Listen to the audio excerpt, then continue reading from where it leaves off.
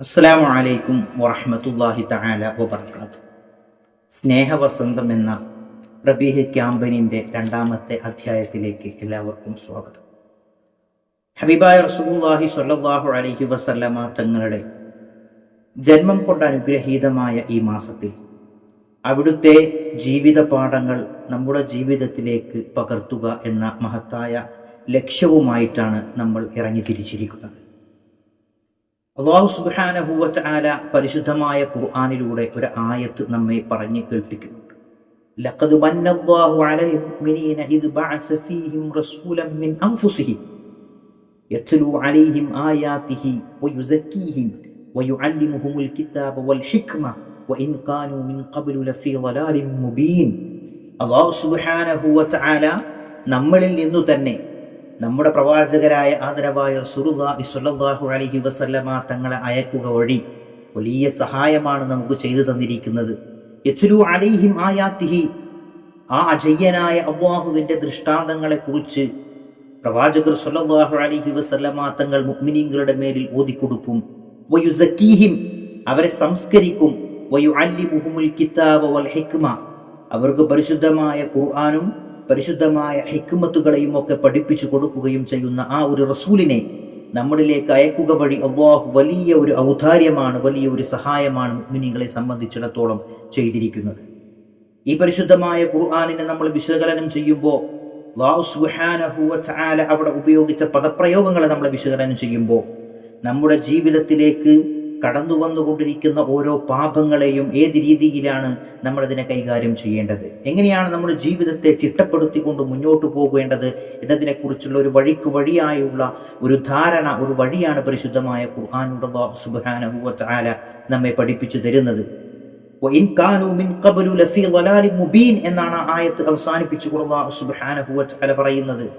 നമ്മൾ ഇതുവരെ എങ്ങനെ ജീവിച്ചു എന്നതല്ല കാര്യം, ഇനി അങ്ങോട്ട് ഈ ഒരു നിമിഷം മുതൽക്ക് നാം ഏത് തരത്തിലുള്ള ജീവിതമാണ് മുന്നോട്ട് നയിക്കുന്നത് എന്നതിനനുസരിച്ചാണ് നമ്മുടെ ജയപരാജയങ്ങൾ നിർണയിക്കപ്പെടുന്നത് എന്നത് സാരം.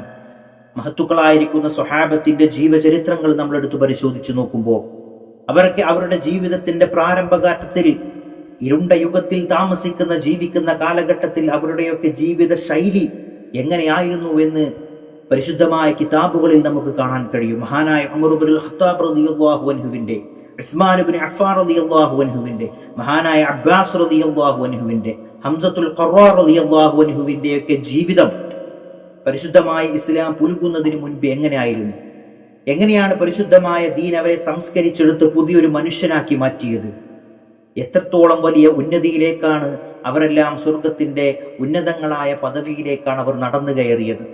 അപ്പോൾ കഴിഞ്ഞ ജീവിതത്തിൽ നമ്മുടെ ഇതുവരെയുള്ള ആയുസ്സിൽ എങ്ങനെ ജീവിച്ചു എന്നതല്ല മാനദണ്ഡം, മറിച്ച് ഈ ഒരു നിമിഷം മുതൽക്ക് നമ്മൾ എങ്ങനെ ജീവിക്കുന്നു എന്നുള്ളതാണ്.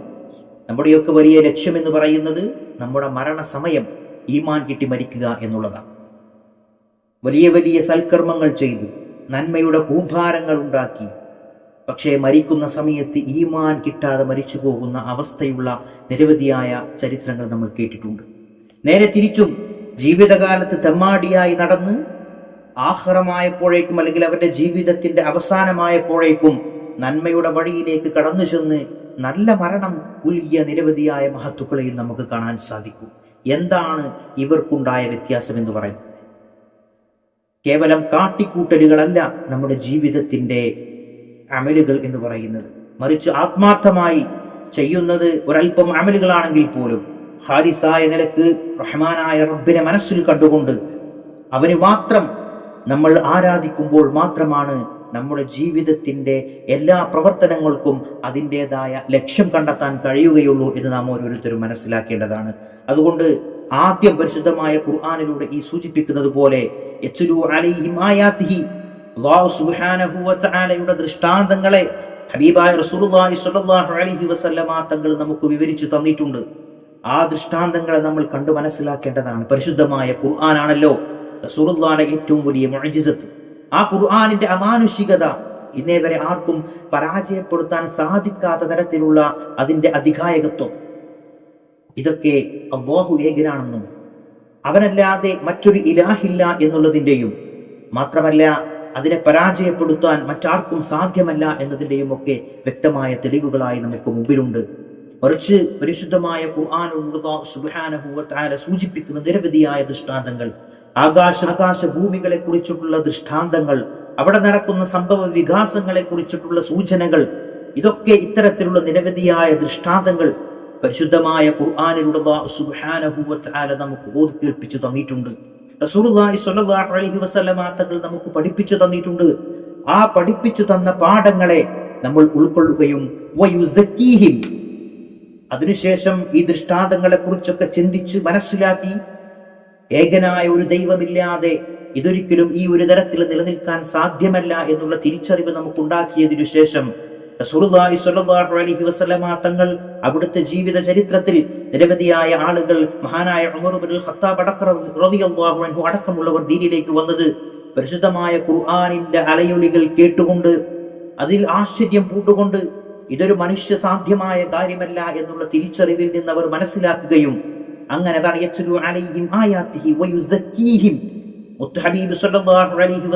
തങ്ങൾ അവരെ സംസ്കരിച്ചെടുത്ത ആ ഒരു സംസ്കരണ രീതിയുണ്ട്. അതാണ് നമ്മൾ നമ്മുടെ ജീവിതത്തിലേക്ക് കൊണ്ടുവരേണ്ടത്. എങ്ങനെയാണ് നമുക്ക് നമ്മുടെ ഹൃദയത്തെ സംസ്കരിക്കാൻ കഴിയുക? മഹത്തുക്കൾ നിരവധിയായ ഹബീബായ റസൂലുള്ളാഹി സ്വല്ലല്ലാഹു അലൈഹി വസല്ലമ തങ്ങളുടെ ഹദീസിനെ വിശകലനം ചെയ്തുകൊണ്ട് അഞ്ച് മാർഗങ്ങൾ നമുക്കതിനെ പറഞ്ഞു തരുന്നുണ്ട്.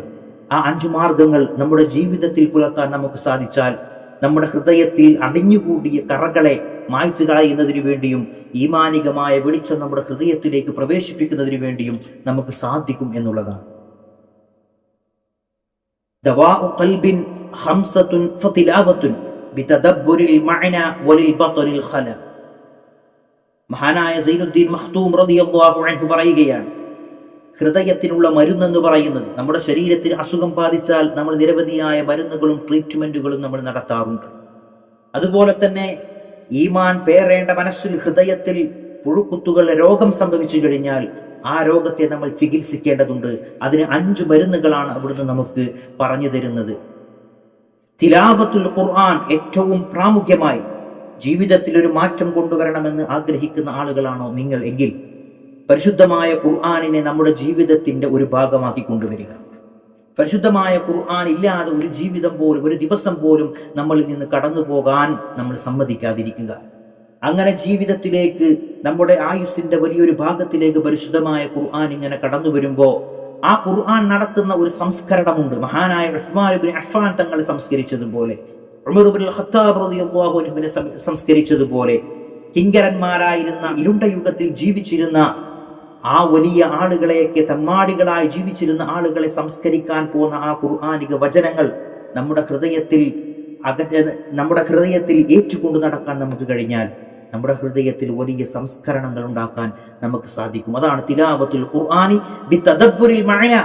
അർത്ഥം ചിന്തിച്ചുകൊണ്ട്, അല്ലാഹു കേവലം നമ്മളിതിങ്ങനെ എടുത്തു കൊണ്ടുവച്ച് വായിച്ചു നോക്കി കേവലം ഇങ്ങനെ ഒരു പുസ്തക വായന എന്നതിലേക്ക് ഉപരി ബിതദബ്ബുരിൽ മഅന, അതിന്റെ വരികൾക്കിടയിലൂടെ വായിച്ച് അല്ലാഹുവിന്റെ മഹത്തായ ദൃഷ്ടാന്തങ്ങൾ, അതിലൂടെ നമ്മൾ പ്രതിഫലനങ്ങൾ നമ്മൾ കണ്ടുകൊണ്ട് അല്ലാഹു സുബ്ഹാനഹു വ തആല പറഞ്ഞു വെച്ച ഒരിക്കലും മാറ്റമില്ലാത്ത, ഇത്രയും വർഷമായിട്ട് ഒരു മാറ്റം പോലും വരുത്താൻ സാധിക്കാത്ത, വരുത്തേണ്ടി വരാത്ത പരിശുദ്ധമായ ഖുർആനിന്റെ ഓരോ ദൃഷ്ടാന്തങ്ങളെയും നമ്മൾ കണ്ട് മനസ്സിലാക്കുമ്പോൾ നമുക്കതിൽ നിന്ന് മനസ്സിലാകും അല്ലാഹു സുബ്ഹാനഹു വ തആലയുടെ ആ വല്ലാത്ത ഒരു കഴിവിനെ നമ്മൾ മനസ്സിലാക്കുകയും അതുവഴി നമ്മുടെ ജീവിതത്തിലേക്ക്, നമ്മുടെ മനസ്സിലേക്ക് ഈമാനിന്റെ വെളിച്ചം ഇങ്ങനെ കടന്നു വരികയും ചെയ്യുന്നത് നമുക്ക് അനുഭവിക്കാൻ കഴിയും. വലിൽ ബത്നിൽ ഖല, മറ്റൊരു മാർഗമായി, രണ്ടാമത്തെ മാർഗമായി മഹാന്മാർ നമ്മെ പഠിപ്പിക്കുന്നത് വയറ് നിറച്ചു ഭക്ഷണം കഴിക്കുന്ന ഒരു രീതി നമ്മൾ ഉപേക്ഷിക്കുക എന്നുള്ളതാണ്. നമുക്കറിയാം, പ്രത്യേകിച്ചും കേരളീയരായ നമ്മെ സംബന്ധിച്ചിടത്തോളം നമ്മുടെ ജീവിത ശൈലിയും നമ്മുടെ ഭക്ഷണ രീതിയുമെല്ലാം അങ്ങേ അറ്റം അപകടം പിടിച്ചൊരു രീതിയിലാണ് പോയിക്കൊണ്ടിരിക്കുന്നത്. വൈകുന്നേരങ്ങളിലും മറ്റുമെല്ലാം നമ്മൾ കൃത്യമായ ഒരു ഇടവേളകളില്ലാതെ ഭക്ഷണം വാരി വലിച്ചു കഴിക്കുന്ന ഒരു രീതിയിലേക്ക് വന്നാൽ മഹത്തുക്കൾ നമ്മെ പഠിപ്പിക്കുന്നത് അല്ലാഹുവിനെ കുറിച്ചുള്ള ചിന്തകൾ കുറയാൻ അത് കാരണമായി തീരും എന്നുള്ളതാണ്. പരിശുദ്ധമായിരിക്കുന്ന റമദാനിന്റെ ഏറ്റവും വലിയൊരു നേട്ടമായി നമ്മൾ മനസ്സിലാക്കുന്നത് ഇങ്ങനെ ബാത്തിനിൽ ഖലയായിക്കൊണ്ട് വയറ് ഒഴിഞ്ഞിട്ടുകൊണ്ട് നമുക്ക് അല്ലാഹുവിനെ സ്മരിക്കാൻ കഴിയുന്നതും ഈമാനികമായി വിശ്വാസപരമായ ഒരു ചൈതന്യം പരിശുദ്ധമായ റമദാനിൽ നമുക്ക് അനുഭവിക്കാൻ കഴിയുന്നതിൻ്റെയും ഒരു കാരണമായി മഹത്തുക്കൾ രേഖപ്പെടുത്തുന്നത് അത് വയറിങ്ങനെ ഒഴിച്ചിട്ടുകൊണ്ട് അല്ലാഹു സുബ്ഹാനഹു വ തആലയെ നമുക്ക് സ്മരിക്കാൻ കഴിയുന്നു എന്നുള്ളത് കൊണ്ടാണ്. തെറ്റായ ഒരു ഭക്ഷണ രീതി മാറ്റാൻ നാം ഓരോരുത്തരും തയ്യാറാവേണ്ടതാണ്. ഞാൻ എൻ്റെ ശരീരത്തോടും ഉപദേശിക്കുകയും നിങ്ങളോട് ആ വിഷയത്തെക്കുറിച്ച് ഉണർത്തുകയും ചെയ്യുകയാണ്. വഖിയാമുൽ ലൈലി, മറ്റൊരു മാർഗമായി അല്ലാഹു സുബ്ഹാനഹു വ തആലയോട് അടുക്കുന്നതിന് വേണ്ടിയും നമ്മുടെ ഹൃദയത്തിന്റെ കേടുകളെ മാറ്റുന്നതിന് വേണ്ടിയുമുള്ള മാർഗം എന്ന് പറയുന്നത് രാത്രി എഴുന്നേറ്റ് നിന്ന് നിസ്കരിക്കാൻ കഴിയുക എന്നുള്ളതാണ്. സൃഷ്ടികളെല്ലാം ഉറങ്ങുന്ന സമയത്ത് ഞാനും എൻ്റെ രക്ഷിതാവായ റബ്ബും മാത്രമുള്ള ആ ഒരവസരത്തിൽ എഴുന്നേറ്റ് നിന്നൊരൽപ്പം ആരാധന നിർവഹിക്കാൻ നമുക്ക് കഴിഞ്ഞാൽ അതെല്ലാവർക്കും കഴിയില്ല. ഹൃദയത്തിൽ ഒരു തരിമ്പെങ്കിലും ഈമാനിന്റെ അംശമുള്ളവർക്കാണ് അത് സാധിക്കുക. എല്ലാവരും ഉറങ്ങുന്ന സമയത്ത് എഴുന്നേറ്റ് നിന്ന് അല്ലാഹുവുമായി മാത്രം സംവദിക്കാൻ ഒരല്പസമയം ഞാനും എൻ്റെ റബ്ബും മാത്രമായി ചില അവസരങ്ങൾ നമ്മുടെയൊക്കെ ജീവിതത്തിൽ ഉണ്ടാകേണ്ടതാണ്. അങ്ങനെയുള്ള മാറ്റങ്ങൾ നമ്മുടെ ജീവിതത്തിൽ കൊണ്ടുവന്നാൽ മഹത്തുക്കൾ നമ്മെ പഠിപ്പിക്കുന്നു അത് നമ്മുടെ ഹൃദയത്തിനുള്ള ഏറ്റവും നല്ലൊരു മരുന്നാണ്. അത്താഴ സമയം രാത്രികളിൽ വെച്ച് ഏറ്റവും അഫ്ളലായ സമയമായി മഹത്തുക്കൾ നമ്മെ രേഖപ്പെടുത്തുന്ന ഒരു സമയമാണ് അത്താഴ സമയം എന്ന് പറയുന്നത്, സുബഹിയോട് തൊട്ട് മുൻപുള്ള സമയം. കാരണം ഉറക്കത്തിൽ നിന്ന് എഴുന്നേൽക്കാനും ഇബാദത്തുകൾ ചെയ്യാനും ഒക്കെ ഏറ്റവും വലിയ മടി നമുക്ക് അനുഭവപ്പെടുന്ന സമയമാണ്. ആ സമയത്ത് എഴുന്നേറ്റ് നിന്നുകൊണ്ട് അല്ലാഹുവിനോട് തളർറയോടുകൂടി വിനയാനിതനായി നമ്മുടെ ആവശ്യങ്ങൾ അല്ലാഹുവിലേക്ക് സമർപ്പിക്കുമ്പോൾ, നമ്മുടെ പ്രശ്നങ്ങൾ അല്ലാഹുവിലേക്ക് നിവർത്തിക്കാൻ വേണ്ടി നമ്മൾ അവിടെ സമർപ്പിക്കുമ്പോൾ അല്ലാഹു സുബ്ഹാനഹു വ തആല ഒരിക്കലും നമ്മെ വെറുതെയാക്കില്ല എന്നുള്ളതാണ്. മാത്രമല്ല നമ്മുടെ ഹൃദയത്തിന്റെ കേടുകൾ അതുവഴി നമുക്ക് മാറ്റിത്തിരുത്താൻ കഴിയും എന്നുള്ളത് മഹത്തുക്കൾ നമ്മെ പഠിപ്പിക്കുകയാണ്. ഏറ്റവും അവസാനമായി ഏറ്റവും സ്വാലിഹീങ്ങളായിരിക്കുന്ന ആളുകളുമായിട്ടുള്ള സഹവാസമാണ് മഹത്തുക്കളായ ആളുകൾ നമ്മുടെ ഹൃദയത്തെ നന്നാക്കുന്നതിന് വേണ്ടിയുള്ള മാർഗമായി പറയുന്നത്. വളരെ വിലപ്പെട്ട ഒരു പോയിന്റാണ്.